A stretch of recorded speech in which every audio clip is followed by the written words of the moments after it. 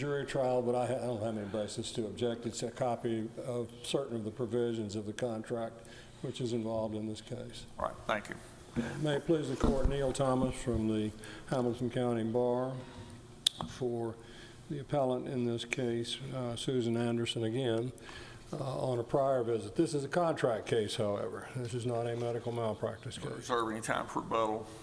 Beg your pardon? You want to reserve any time for rebuttal? 5 minutes. 5 minutes? That'll be fine, thank you.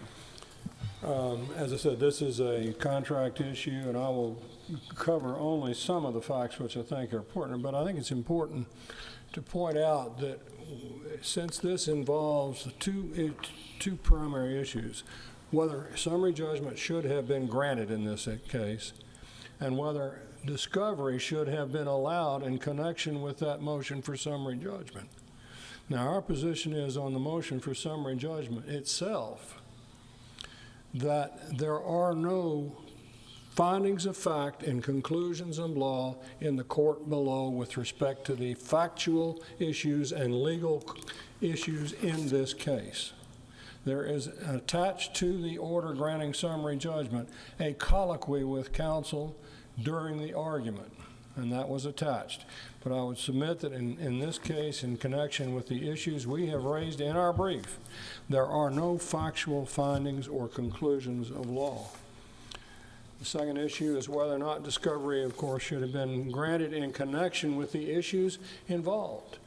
And I will touch briefly on those after I discuss the issue involved in connection with the contract issue and the motion for summary judgment. Basically, this involves a contract for admission to Alexian Village.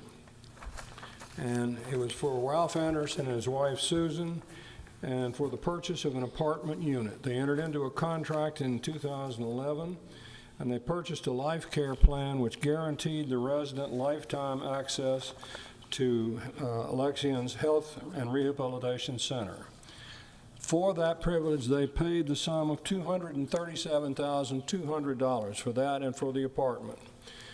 And that sum was subject to refund provisions, which you will see, I think, on the poster board, in Appendix C of that contract. Article 13, and since this involves a refund, and let me say why the refund, because in this situation, after Susan Anderson and her husband became residents of the apartment, Ralph Anderson died, and Susan Anderson was moved to the rehab center. We contend that under those factual circumstances, she was entitled to a rebate. The Alexian takes the position, however, that no rebate is due unless both parties leave Alexian. That's not what the contract says.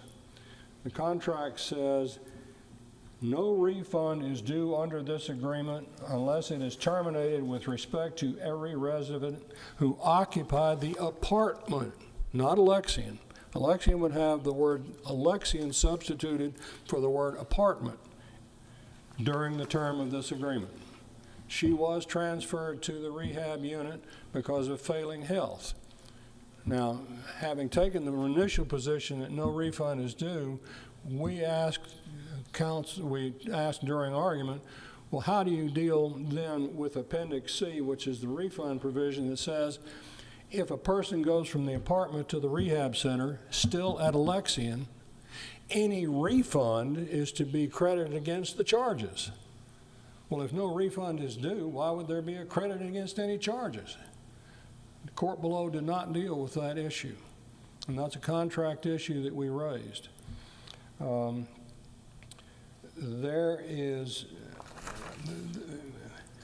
This gets where it gets a little complicated, I think.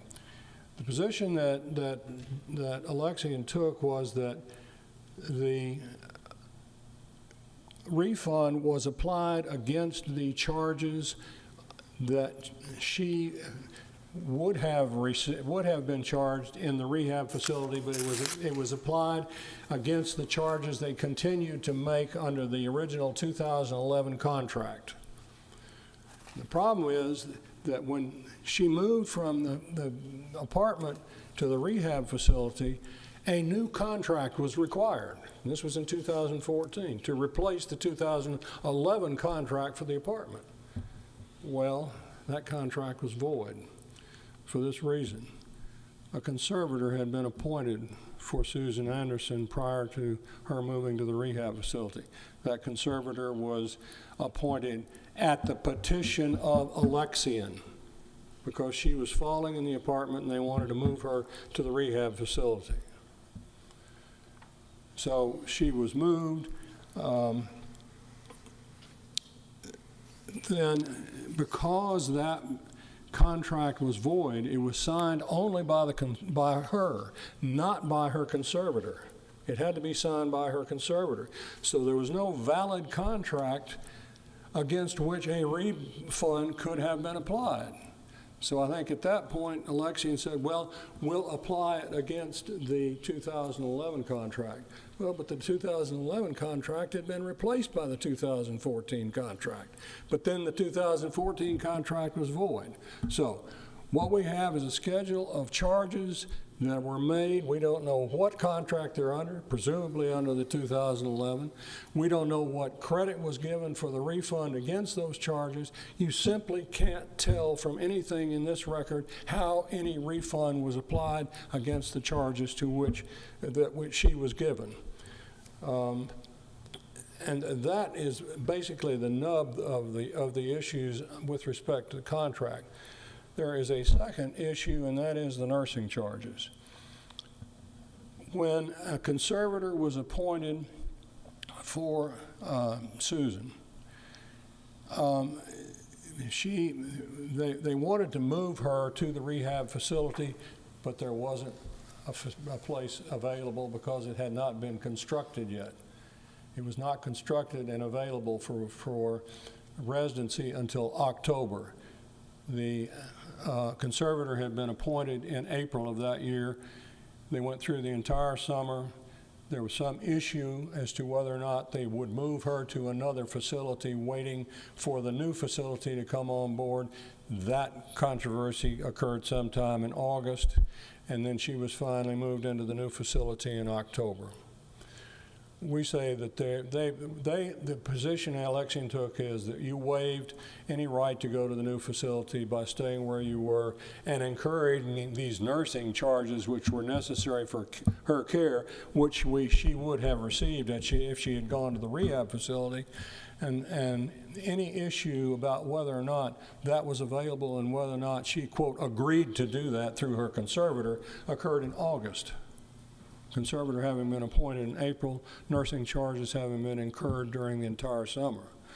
Even the judge below said in his colloquy during the argument, well, a bed was available, but was an appropriate bed for her condition available, and that was never answered, and he never dealt with that in any findings of fact and conclusions of law.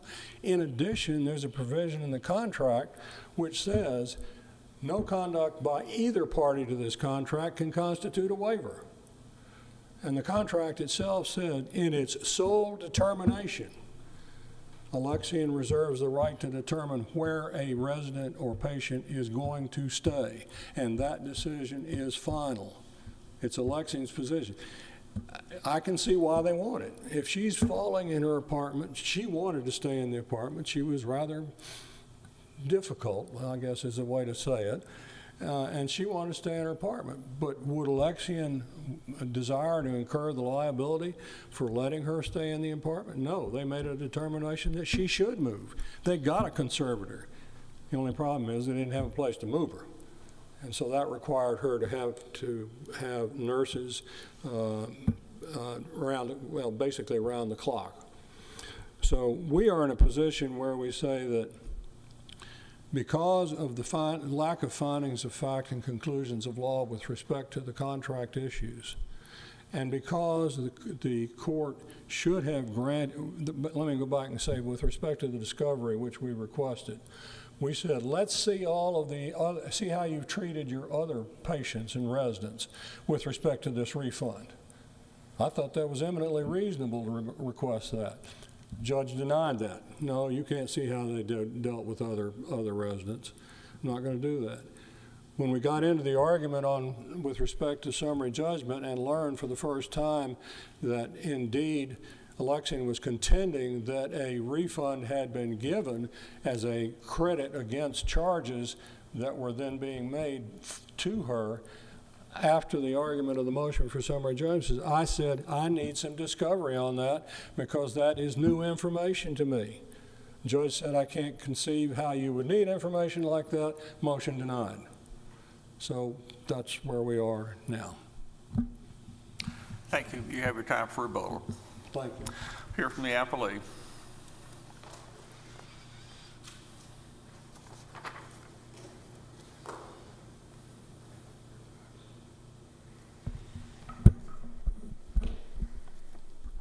Can you hear me? Okay.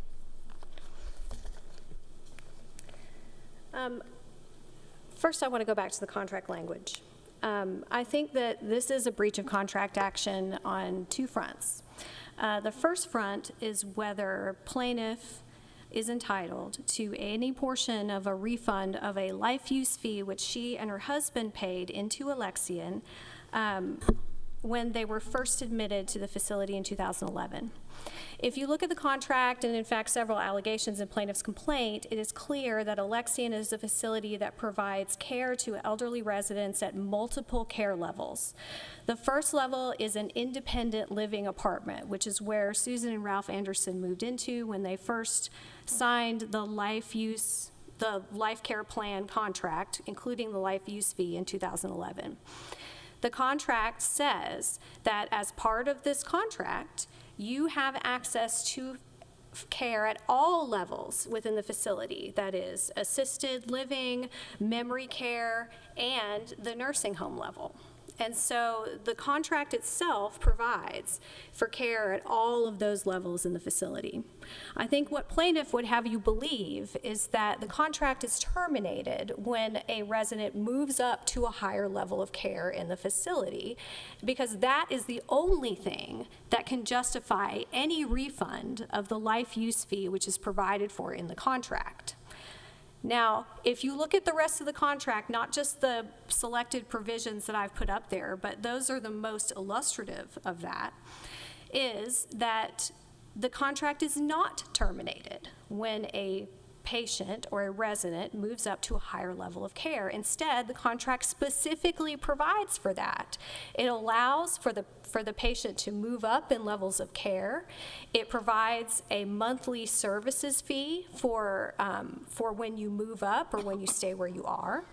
And if you look at Appendix B, there is a per diem when you move to a higher level of care. And so the contract itself is called a life care plan, and that's what it means. You get care for the rest of your life at a vastly discounted rate, a rate which, the discount of which exceeds the total life use fee in this case by exponential amounts. That's the point of this contract and this plan. And so I think that if you look at Article 12, termination, there are two ways to terminate this contract. The resident can provide written notice, or AVT, that is Alexian Village, may terminate it for cause. And there are a bunch of different ways that it can be terminated for cause, none of which are implicated here. But I do want to point the court to subsection E, because I think that subsection indicates that one of the terminations for cause is health status requiring services not available at AVT. And the reason I point that out is because that section of the contract indicates that if you have health services that can be provided for at AVT at any level, the contract is not terminated. So I think that as Susan Anderson has moved up, and is still having services in the nursing home at AVT to this day, those facts, which are demonstrated within the record, indicate that this contract was not terminated with respect to Susan Anderson and is still giving her significant clinical and financial benefits to this day. A finding that this contract was terminated would not inure to the benefit of Susan Anderson, because then she would lose all the protection that the contract provides her to get all of these healthcare services at every level for the rest of her life for a very low monthly fee, in addition to the life use fee, which was paid. So, again, termination is governed by Section 12, and Section 13 says there is no refund available unless this agreement is terminated with respect to every resident who occupied the apartment during the term of this agreement. It does not say that a refund is available when everybody leaves the apartment for a higher level of care. And there is simply no way to interpret this contract which would allow for that assumption and reading of the plain language. It would require this court to disregard every other section of the contract which says specifically that this contract is for a life care plan at every level of care. So, no refund can be available to Susan Anderson because she never left. And that was one of the findings of our trial court during the oral argument. And so, and of course, that finding of fact was incorporated into its order. So at this point, what we have is the plaintiff is looking at Appendix C and is saying that Appendix C says when you leave the apartment, you get a refund, and that is not what Appendix C says.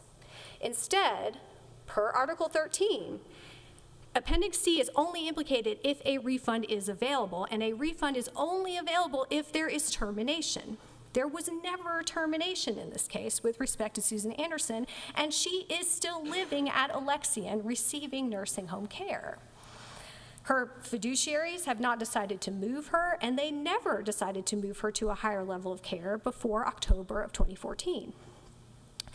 So, Appendix C states, here are the refunds that you get if you terminate. If you terminate within X number of years, you get these percentages. And once you get to a year out, you have an 80% refund that is available if you terminate, and it is reduced every month during the 48 months that remain during the first 5-year period. They refer to this as the refund balance. The plaintiff is ignoring the term balance and also ignoring the term amortization, and is instead saying that if you move to a higher level of care, none of the words of which are in Appendix C, that you then get a refund on your life use fee, which was a lump sum definitively to guarantee you the health care benefit, which is defined as including care at every level of care. So, Appendix C does not state that any refund is available if you move to a higher level of care. In fact, it states the opposite. It says that if you move to a higher level of care, which by definition is more expensive than living in your independent living apartment, that additional charges will then be charged against your refund balance, which may someday be available to you if you decide to terminate. It's just reducing or amortizing your balance. It does not say that that refund is available to you when you move up to a higher level of care. So that's the first issue, the life use fee. The second issue is the nursing charges. First thing I'll point out is the claim as pled in the complaint says that Susan Anderson incurred charges for private duty nurses because Alexian chose to admit other residents, and not her, people from outside Alexian, into the healthcare facility, which was then existing at our campus on Signal Mountain. That's the claim, that we admitted other people and not her. That is not shown by the facts and is entirely different from the claim that they are now trying to advance, that we did not have a facility, which again is belied by both their allegations in the complaint and all the facts in the record as far as whether we had an available bed for her at the nursing home level. But also, It's just different from the claim that they made, and I think the case law is clear that you can't bring up brand-new claims in response to motions for summary judgment.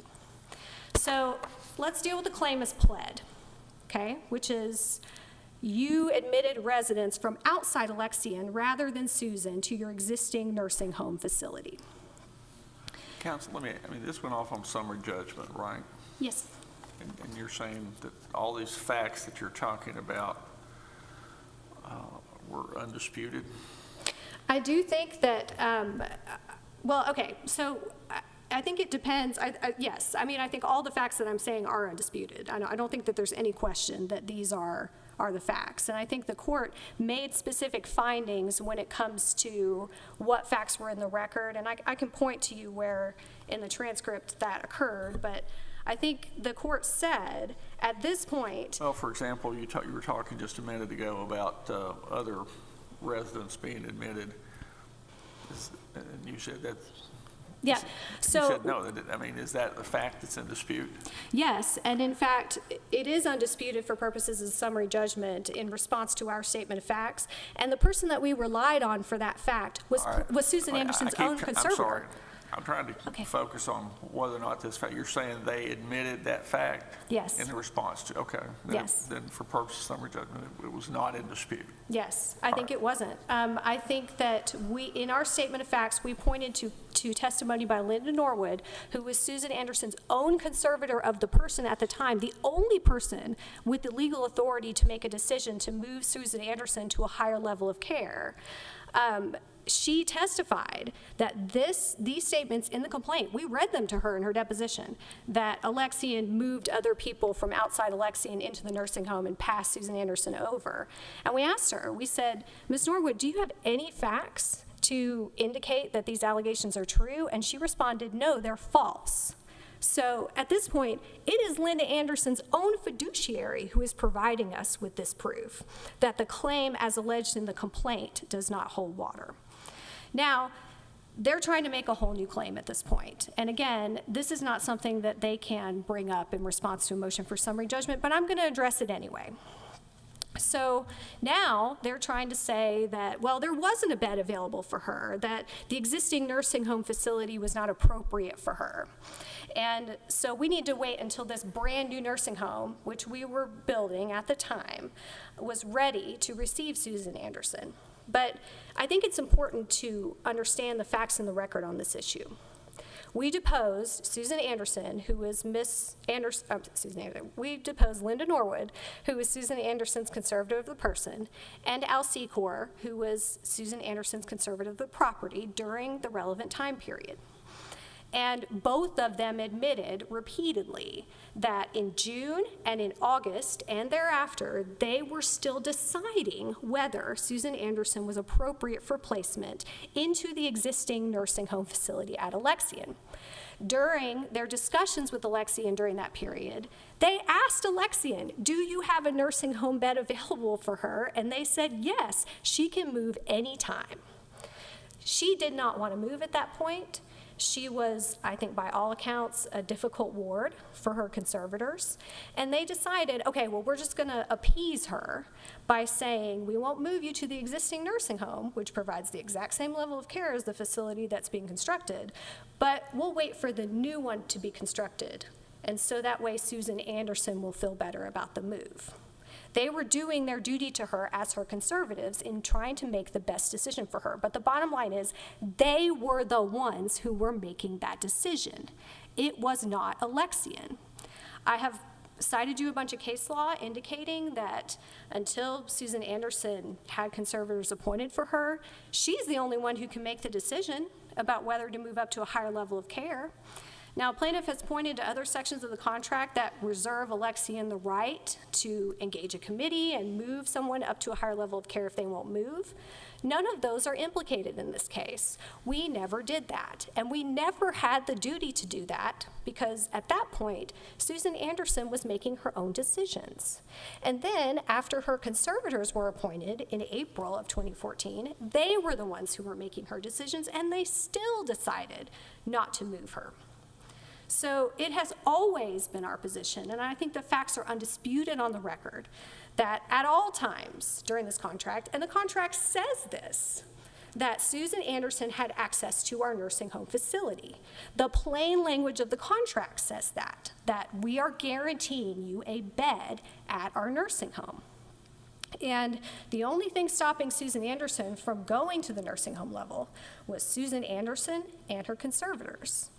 And again, Susan Anderson's own conservator and fiduciary admitted under oath that the allegations that are the only allegations in the complaint supporting their claim for nursing home fees are in fact false. And there's nothing to indicate that Alexian did anything to delay Susan Anderson's admission to the nursing home level. So unless the panel has any questions for me. I hear none. Counsel, I do hear one. did the trial court elucidate the basis or the reasons for denying the motion for discovery?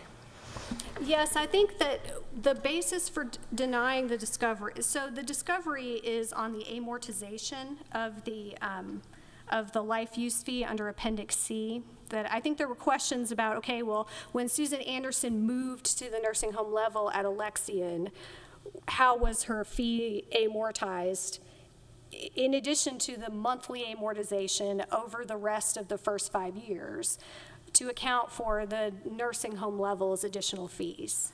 And I think what the court found was because the contract was never terminated, and it's been more than 5 years since Susan Anderson admitted to the facility, whether her life use fee amortized on the first day of the 5th year or at some time earlier than that to account for the nursing home additional charges is just not relevant, because applying the plain language of the contract and all the facts in the record, which include the fact that Susan Anderson is still at Alexian in the nursing home, the contract was never terminated. So that issue just doesn't really make a difference when it comes to the motion for summary judgment. Thank you. Here's the appellate rebuttal. Very briefly. I would say that counsel said that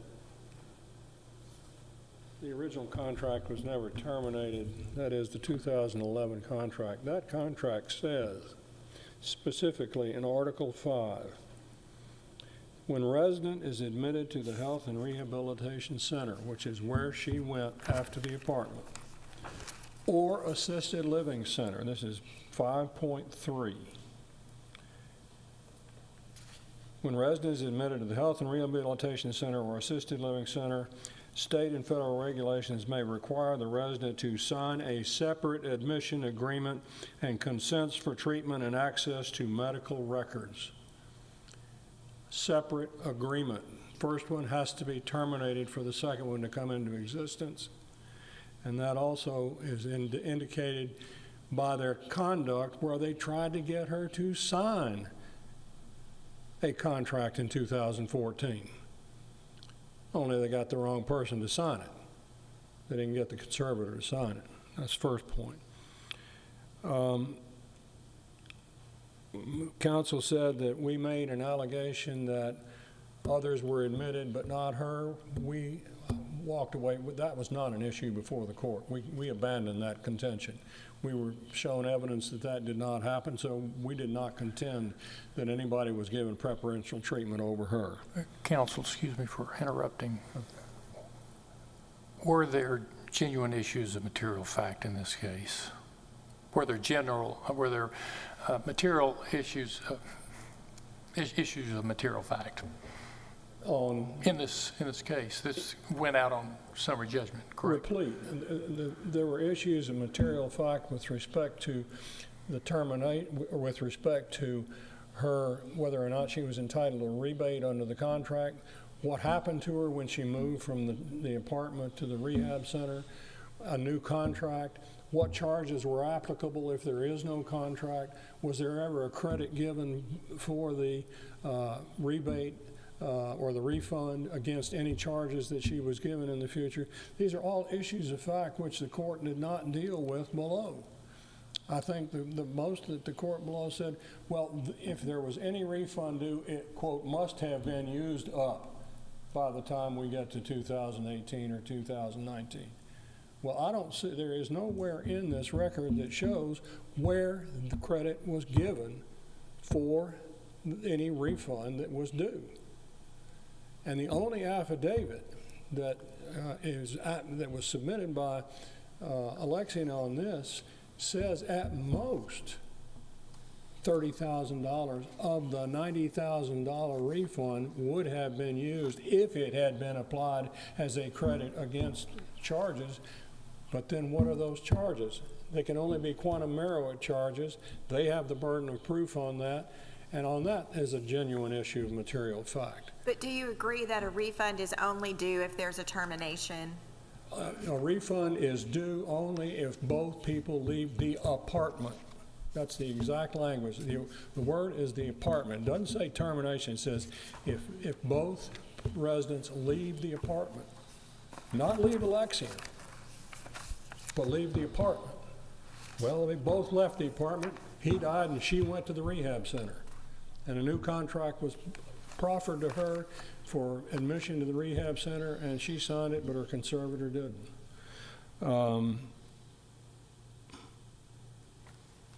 With respect to the nursing issues, the only issue, there is no contention that there was an agreement, or at least certainly not by the conservator or her counsel. There was no agreement between April and August. The big time when there was a dispute as to whether or not there was anything available occurred in August. And then again, I think there's a genuine issue of material fact as to whether or not there was an agreement that she would or could move to that facility, and even the trial judge questioned whether that move was appropriate. So unless the court has any questions, that. I hear none. Thank you. Thank you. Thanks to counsel for both sides. We appreciate your oral arguments today and your briefs on both cases. Thank you.